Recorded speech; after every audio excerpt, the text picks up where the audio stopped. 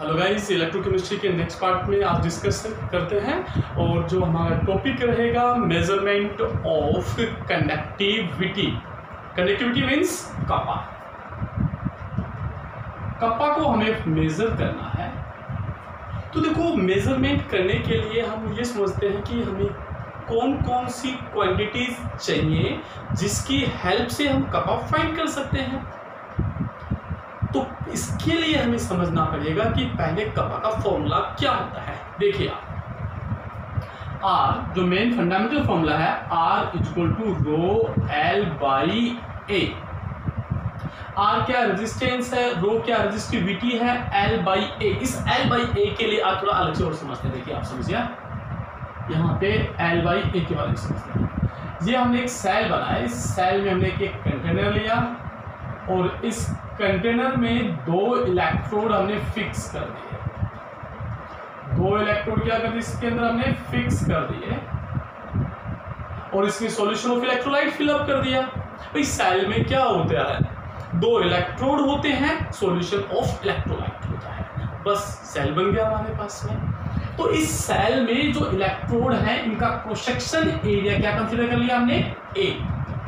और इन इलेक्ट्रोड्स के बीच की जो डिस्टेंस है वो क्या रिप्रेजेंट कर दिया अपने, स्मॉल एल। अब ये जो सेल बन गया, एक बार हमने सेल बना लिया, उसके लिए इलेक्ट्रोड्स के बीच की डिस्टेंस एल फिक्स हो गई, क्रॉस सेक्शन एरिया भी क्या हो गया, फिक्स हो गया। इनका रेशियो एल बाई ए ये भी क्या हो गया, फिक्स हो गया, कांस्टेंट हो गया। इस एल बाई ए को इस सेल का क्या बोलेंगे, सेल कांस्टेंट। ठीक है, then cell constant, ratio of distance between electrode and cross section area. Distance between electrode और इनके क्रॉस सेक्शन एरिया का जो रेशियो है वही क्या है, सेल कांस्टेंट है।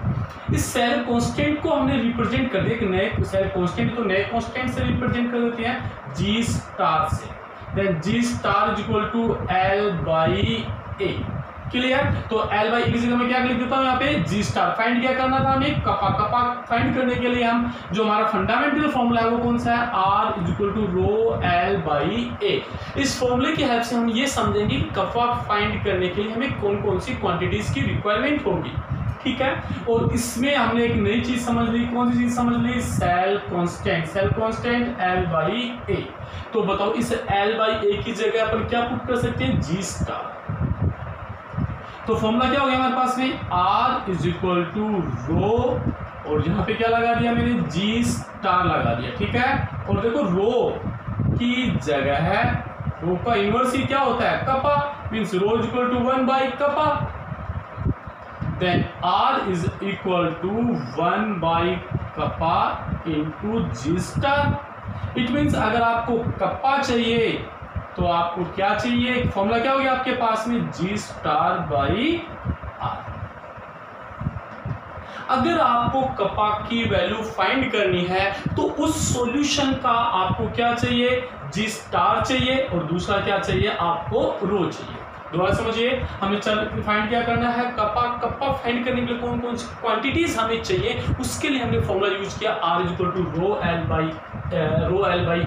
एल बाई ए को हमने एक नया कांस्टेंट बोल दिया, सेल कांस्टेंट, और रो की जगह तो R equal to rho G star, और रो का इनवर्स ही क्या होता है, कपा। तो मैंने रो की जगह क्या कर दिया, 1 by kappa, means kappa is equal to g star by r. अब हमें वैल्यू चाहिए किसकी, कपा की, तो वैल्यू किसकी फाइंड करेंगे हम, जी स्टार की, दूसरा रेजिस्टेंस की। यानी कपा फाइंड करने के लिए हमें दो चीज चाहिए, जी स्टार एंड आर। क्लियर? ये हमने इसका फंडामेंटल समझ लिया। आगे देखिए अब आप,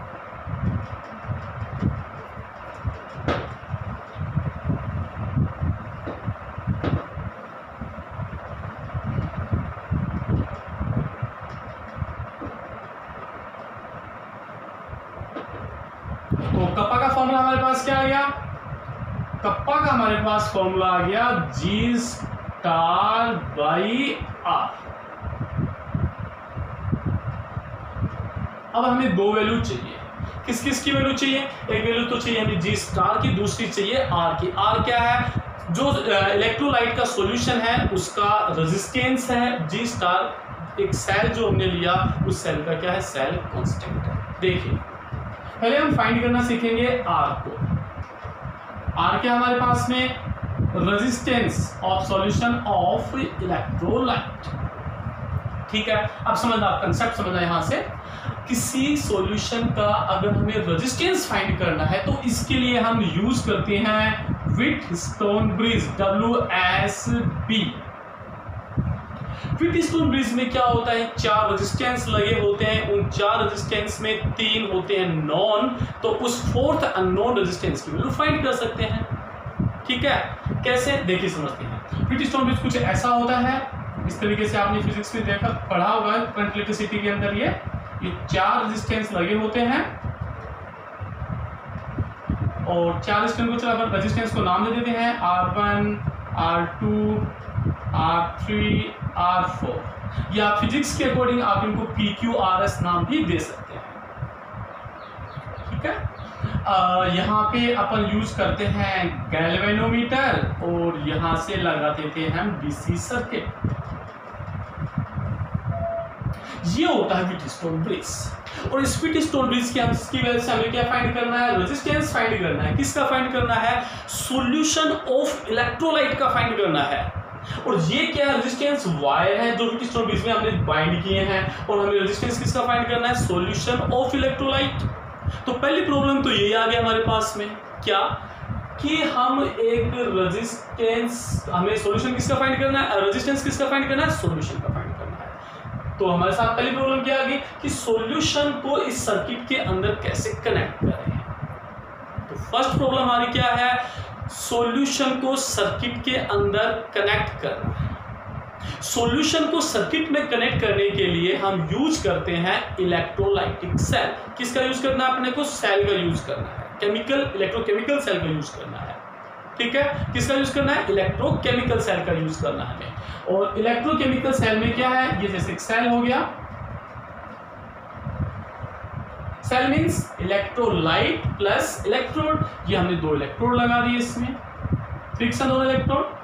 और यहां से मान लो कि पोर है, इस पोर के अंदर हमने सॉल्यूशन फिलअप कर दिया, जिस सॉल्यूशन का हमें क्या फाइंड करना है, रेजिस्टेंस फाइंड करना है। तो पहली प्रॉब्लम तो हमारी सोल्व हो गई, क्या कि हम सॉल्यूशन को इलेक्ट्रिक सर्किट में कैसे कनेक्ट करें। तो सॉल्यूशन को इलेक्ट्रिक सर्किट में कनेक्ट करने के लिए हमें क्या यूज करना पड़ेगा, एक इलेक्ट्रोकेमिकल सेल यूज करना पड़ेगा, जिसके अंदर हम वो सॉल्यूशन फिलअप कर देंगे और इन दोनों इलेक्ट्रोड को रेजिस्टेंस की तरह जोड़ देंगे।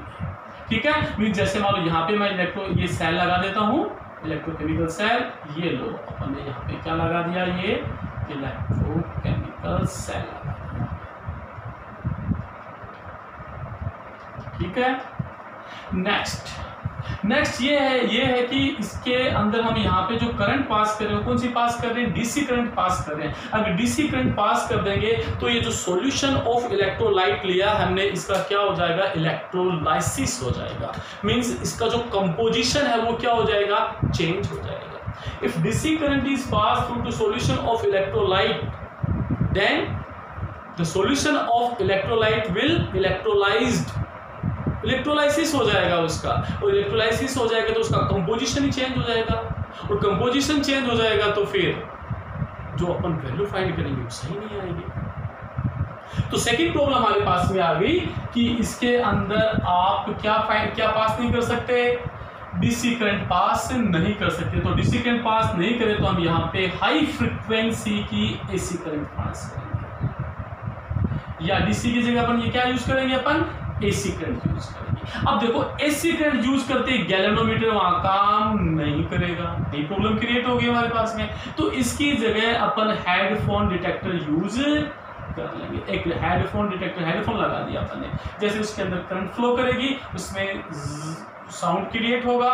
ठीक है, जैसे उसमें करंट फ्लो करना बंद हो जाएगा, साउंड क्रिएट होना बंद हो जाएगा। तो हमें ये नल डिफ्लेक्शन की कंडीशन का पता लगा के दे सकता है कौन, जो यहाँ पे अपन हेडफोन यूज करेंगे। ठीक है, तो ओवरऑल कंक्लूजन क्या निकला समझते हैं दोबारा से, देखो इसको अब आप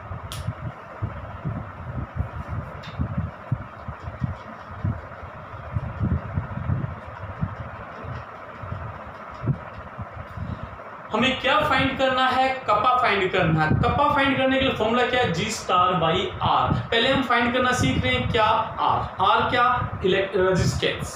किसका रेजिस्टेंस, इलेक्ट्रोलाइट का जो सॉल्यूशन है उसका रेजिस्टेंस। तो इलेक्ट्रोलाइट का रेजिस्टेंस फाइंड करने के लिए हमने यूज किसका यूज किया हमने WSB का, मीन व्हीटस्टोन ब्रिज का यूज किया। लेकिन व्हीटस्टोन ब्रिज का यूज किया तो हमें दो प्रॉब्लम है हमारे पास में। पहली problem, how we can connect solution of electrolyte in circuit. क्या पहली प्रॉब्लम किसकी है हमारे पास में, कनेक्शन की आई, कैसे कनेक्ट करें। तो कनेक्शन के लिए हमने किसका यूज किया, केमिकल इलेक्ट्रोकेमिकल सेल का यूज किया, इलेक्ट्रोकेमिकल सेल का हमने यूज कर लिया, ठीक है। दूसरी प्रॉब्लम क्या आई, दूसरी प्रॉब्लम आई कि जब अगर आप इससे डीसी करंट पास करोगे तो क्या हो जाएगा, इलेक्ट्रोलाइसिस हो जाएगा, और इलेक्ट्रोलाइसिस हो जाएगा तो कंपोजिशन चेंज हो जाएगा। तो इस प्रॉब्लम को सॉर्ट आउट कैसे किया अपन ने, इसके लिए हम क्या करते हैं, एसी करंट यूज करते हैं, एसी वोल्टेज हम यूज करते हैं, और वो भी हाई फ्रीक्वेंसी। उसकी जो फ्रीक्वेंसी है वो क्या होनी चाहिए, हाई होनी चाहिए। तीसरी प्रॉब्लम ऑटोमेटिकली क्रिएट हो गई कि आप डीसी करंट पास नहीं कर रहे तो गैल्वेनोमीटर का यूज नहीं कर सकते। इसके जगह यूज क्या कर रहे हो आप, हेडफोन का यूज कर रहे हो। इतनी सारी बातें हमने समझ ली। अब हम व्हीटस्टोन ब्रिज का जो कंसेप्ट है उसके बेसिस पे रेजिस्टेंस फाइंड करते हैं। देखिए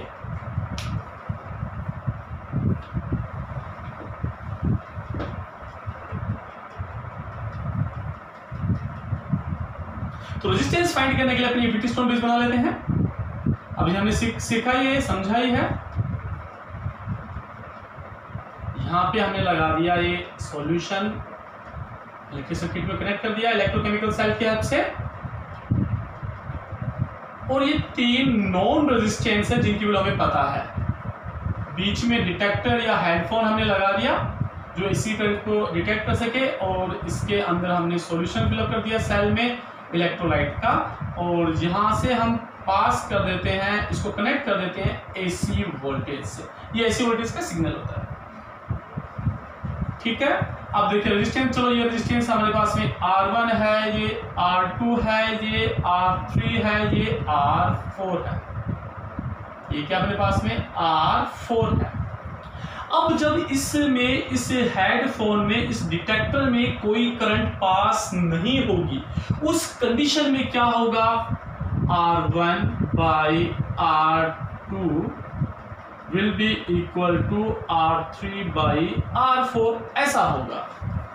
If no at null condition यहाँ पे अगर null condition हो, और null condition there will no current pass through to detector or headphone. In this situation R1 by R2 will be equal to R3 by R4. ये इसका concept है वो physics में है, कैसे क्यों ऐसा हो रहा है वो सारा उसमें है।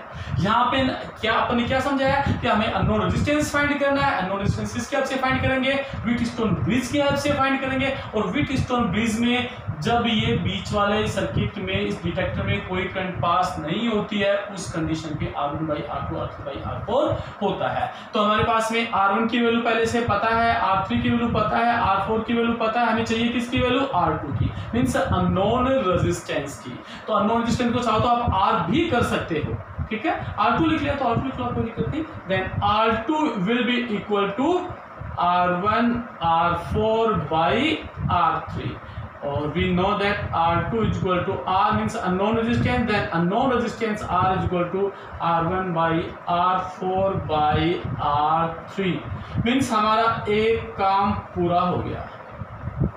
कपा फाइंड करने के लिए हमें दो चीजें चाहिए, कौन कौन सी चीज चाहिए, एक तो चाहिए क्या चाहिए, G स्टार, दूसरा चाहिए R की वैल्यू को किससे फाइंड करेंगे, व्हीटस्टोन ब्रिज से फाइंड करेंगे, व्हीटस्टोन ब्रिज से फाइंड करेंगे। लेकिन प्रॉब्लम क्या आएगी, दो प्रॉब्लम आएंगी। पहली प्रॉब्लम क्या आएगी, connection of solution of electrolyte, तो उसको अवॉइड करने के लिए हमने क्या यूज किया, इलेक्ट्रोकेमिकल सेल का यूज कर लिया। दूसरी प्रॉब्लम, इलेक्ट्रोकेमिकल सेल से डीसी करंट पास होगी तो उसका कंपोजिशन चेंज हो जाएगा, मींस उसका इलेक्ट्रोलाइसिस हो जाएगा। उसको अवॉइड करने के लिए हमने क्या यूज किया, यहाँ पे एसी करंट यूज किया, और एसी में हमने गैल्वेनोमीटर को हटाकर डिटेक्टर लगा दिया, और इसकी हेल्प से हमने अननोन रेजिस्टेंस फाइंड कर लिया।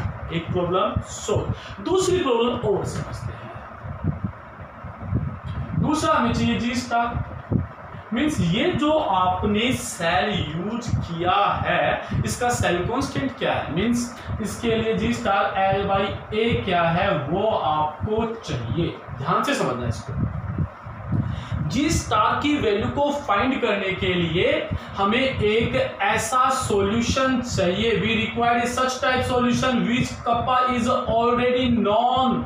हमें एक ऐसा सॉल्यूशन चाहिए जिसका कप्पा हमें ऑलरेडी क्या हो, नॉन हो, पता हो। And for this purpose solution of KCl is used, और इस पर्पस के लिए किसका यूज करते हैं अपन, KCl सॉल्यूशन का यूज करते हैं। ध्यान से समझना। For finding value of cell constant G star we required a such type solution whose kappa is already known, और for this purpose solution of KCl is used. हमें क्या चाहिए, कप्पा जी स्टार चाहिए। जी स्टार फाइंड करने के लिए हमें एक ऐसा सॉल्यूशन चाहिए जिसका कप्पा हमें ऑलरेडी नोन हो, उसके लिए क्या यूज करेंगे, KCl का सॉल्यूशन यूज करेंगे। तो अब देखिए आप, अब हम क्या करते हैं, यहां से आप ध्यान देना, इस सॉल्यूशन से इस सॉल्यूशन का अपन ने क्या फाइंड कर लिया, रेजिस्टेंस। अब यहां से वो इस सेल को यहां से हटा के इसमें से क्या कर देते हैं, अपन सॉल्यूशन निकाल देते हैं, और इसमें हम फिलअप कर देते हैं। किसका सॉल्यूशन फिलअप कर देते हैं, KCl का सॉल्यूशन फिलअप कर देते हैं। तो रेजिस्टेंस आ जाएगा हमारे पास में KCl का सॉल्यूशन का। रेजिस्टेंस आएगा कि नहीं आएगा, रेजिस्टेंस आ गया किसका, KCl के सॉल्यूशन का, और कप्पा उसका ऑलरेडी नोन है, तो इस सेल का क्या आ जाएगा हमारे पास में, सेल कांस्टेंट आ जाएगा। फिर से समझना थोड़ा सा, हमें क्या चाहिए, इस सेल का, जिस सेल से हमने रेजिस्टेंस फाइंड किया इलेक्ट्रोलाइट के सॉल्यूशन का, उसी सेल का हमें क्या चाहिए, सेल कांस्टेंट चाहिए। तो उस सेल कांस्टेंट की वैल्यू को फाइंड करने के लिए हमने क्या किया, जो सेल था उस सेल के अंदर हमने सॉल्यूशन फिलअप कर दिया। किसका फिलअप कर दिया, KCl का सॉल्यूशन फिलअप कर दिया, और KCl का सॉल्यूशन फिलअप करने के बाद में हमने क्या डिटेक्ट कर लिया, उसका रेजिस्टेंस फाइंड कर लिया, और KCl के सॉल्यूशन का कप्पा हमें ऑलरेडी नोन है, तो कप्पा हमें ऑलरेडी नोन है, KCl सॉल्यूशन का रेजिस्टेंस फाइंड कर लिया। जी स्टार की वैल्यू आ गई, क्योंकि जी स्टार सेल वही है तो जी स्टार भी उसका वही होगा। तो इन दोनों हेल्प की वजह से, इन दोनों की हेल्प से मींस R और जी स्टार की हेल्प से अपन क्या फाइंड कर सकते हैं, कंडक्टिविटी को मेजर कर सकते हैं। तो ये आपको समझ में आ गया होगा कि अपन कंडक्टिविटी कप्पा को कैसे मेजर कर सकते हैं। नेक्स्ट वीडियो में इलेक्ट्रोकेमिस्ट्री के नेक्स्ट पार्ट में डिस्कस करेंगे।